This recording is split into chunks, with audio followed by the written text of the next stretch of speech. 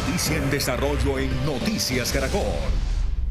7 de la mañana, 5 minutos. El presidente Donald Trump parece estar listo para llevar su operación antinarcóticos en el Caribe a otro nivel, con operaciones terrestres y no solo marítimas, como ha sucedido hasta el momento. Por eso hacemos contacto a esta hora con Juan Camilo Merlano en Washington. Juan Camilo, ¿qué dice la Casa Blanca sobre ese posible escalamiento del conflicto?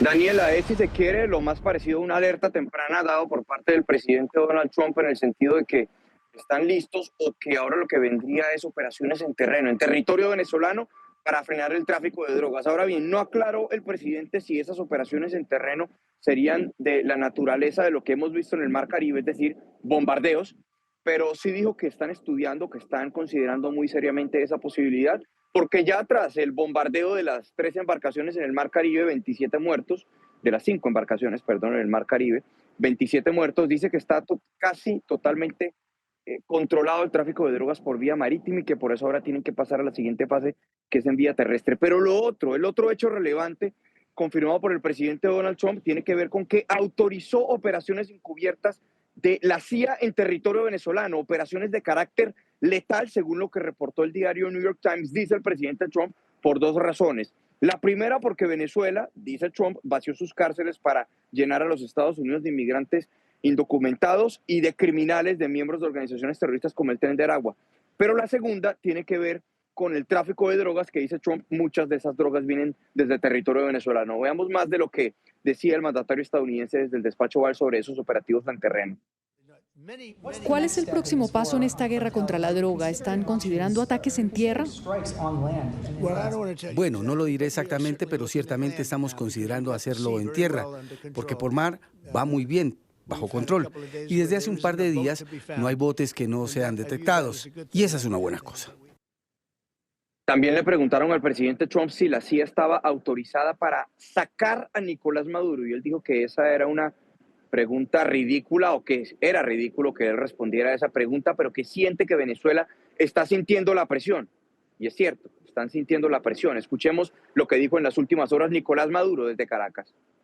No a los golpes de Estado dados por la CIA, que nos recuerda tanto a los 30.000 desaparecidos por la CIA en los golpes de Estado contra Argentina, al golpe de Estado de Pinochet y los 5.000 jóvenes asesinados y desaparecidos.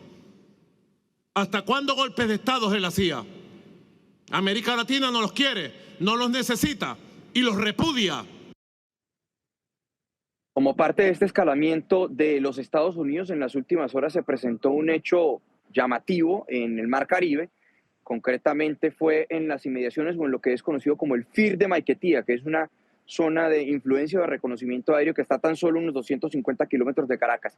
3 aviones bombarderos de Estados Unidos tipo B-52H estuvieron volando en esta zona en círculos por cerca de 2 horas. En todo momento tuvieron sus radares encendidos e incluso se les pudo hacer seguimiento a su ruta. No está claro qué era lo que estaban haciendo, pero sí duraron allí 2 horas volando en círculos. Juan Camilo, es que esta noticia que llega desde la Casa Blanca tiene unas implicaciones a nivel nacional también, porque lo que ha señalado recientemente Maduro es que va a militarizar algunos estados que son cercanos a Colombia. Y para hablar sobre todo este contexto nos conectamos con Víctor Mijares. Él es profesor de la Universidad de los Andes y también experto en ciencias políticas y en políticas internacionales. Víctor, bienvenido acá a Noticias Caracol. Gracias por la invitación. Uno escucha a Donald Trump hablar sobre la luz verde a la CIA para operaciones terrestres en Venezuela y uno lo que entiende es que es inminente un ataque vía terrestre por parte de Estados Unidos al régimen de Nicolás Maduro. Es así, parece que es inminente. Lo que no sabemos es exactamente la naturaleza del ataque, de qué forma se va a presentar esto, qué tipo de ataque estamos hablando o qué formas de ataque vamos a presenciar. En algunos casos podría ser mucho más público, como lo que hemos visto con los botes, con los narcobotes, o en otros casos podría ser más bien operaciones encubiertas que generen inestabilidad y que por supuesto traten de generar mayor presión dentro del entramado que le permite a Maduro gobernar Venezuela. Entonces, pareciera que efectivamente esto va a ocurrir. Lo que no sabemos es exactamente bajo qué metodología, bajo qué modalidades esto podría presentarse. Y esa fase terrestre de la que habla el presidente Donald Trump podría ser, en caso tal de lograrse sacar a Maduro del poder, previa y después posterior, quedándose en Venezuela un tiempo, ¿o cómo usted lo analiza, cómo lo interpreta? Pareciera que no hay interés en una administración de Venezuela, al menos no de forma directa, en el caso de algún tipo de operación que termine con un cambio de régimen, sino generar la presión suficiente para que fuerzas internas tomen el poder, aparten a Maduro del cargo y que a partir de allí entonces comience un proceso que seguramente va a ser un proceso largo, tortuoso, complicado, con idas y vueltas, en el que parte del actual régimen se mantenga, pero que negocie con la oposición. Oposición que por supuesto tiene en su cabeza oficialmente a Edmundo González y extraoficialmente, y todos sabemos que es, digamos, la líder y la cabeza, digamos, de la oposición, que es María Corina Machado. Entonces, la situación pareciera más bien tratar de aplanar un poco el terreno para que se dé este cambio político y que efectivamente esas fuerzas puedan, pues, negociar, porque no va a ser tan fácil salir completamente del chavismo. Claro, profesor Mijares, pero lo cierto es que Estados Unidos, o puntualmente la Casa Blanca, está mostrando los dientes. Y esta luz verde que da para operaciones terrestres por parte de la CIA, pues puede tener unas implicaciones generales en el mapa geopolítico, por ejemplo, con aliados como China, como lo son Irán, como lo es Turquía o incluso como lo es Rusia en Venezuela. ¿Estos actores cómo podrían mesurar un poco estas decisiones que está tomando la Casa Blanca?